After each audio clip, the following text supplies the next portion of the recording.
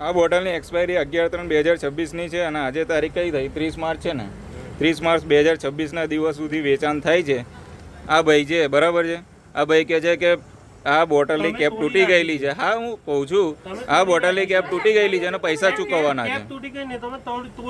Cap તૂટી ગયેલી, હા કેપ તોડી છે અને એના પૈસા ચૂકવવાના છે બરાબર. અને આ પ્રોડક્ટ આજની તારીખે 30 માર્ચમાં વેચાણમાં આવે છે. એ તમારી પ્રોબ્લેમ. લેવા તૈયાર નહીં, અમે લઈએ છીએ તો પૈસા આપીએ છીએ ને અને એનું વેચાણ 31 તારીખ સુધી ચાલે છે બરાબર. તો તમે આપ્યું છે ને, ના જોયું હોત તો અમે પી જાત ને, ના જોયું હોત તો અમે પીવો જ ને. ભૂલ કોની છે? ગ્રાહકની છે કે અમારી છે? અમારી છે. તમે એક્સપાયરી ડેટ વાળું વેચશો તો ગ્રાહક લઈ જાય, ગ્રાહકની ભૂલ છે. એક્સપાયરી ડેટ વાળી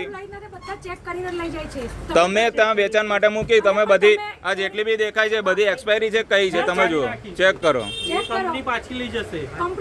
કેટલા હું આના પૈસા આપું છું બરાબર છે, પૈસા તો આપીશ હું, પૈસા તો આપીશ, પણ વેચાણમાં મૂકો છો. આ તો મેં જોયું, કોઈ એવો વ્યક્તિ હશે કે જેને નહીં જોયું હોય.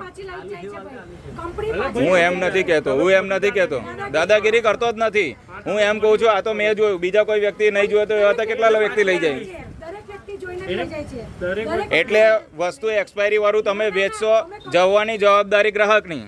એવું છે, ગ્રાહકની જવાબદારી જોવાની એક્સપાયરી પ્રોડક્ટ કે તમારી? મને એકલું કહો, ગ્રાહકની જવાબદારી કે તમારી? એક્સપાયરી પ્રોડક્ટ વેચવાની તમારી જવાબદારી ગ્રાહકની, મને એમ કહો. ગ્રાહકની જવાબદારી કે તમારી જવાબદારી? ઓ ભાઈ હકની રીતે વાત કરો. શું કરી લેવાનું? એક મિનિટ હું પૈસા આપું છું ને, પૈસા આપું છું. હા હું કહું છું ને તોડી જાઉં, પૈસા આપું છું એના બી. તમે જે દાદાગીરીથી વાત કરો છો એનો મતલબ શું છે? એક મિનિટ બરોબર, એક મિનિટ તું ઉભો ને ભાઈ, ઉભો રહે. એક મિનિટ તું ઉભો રહે.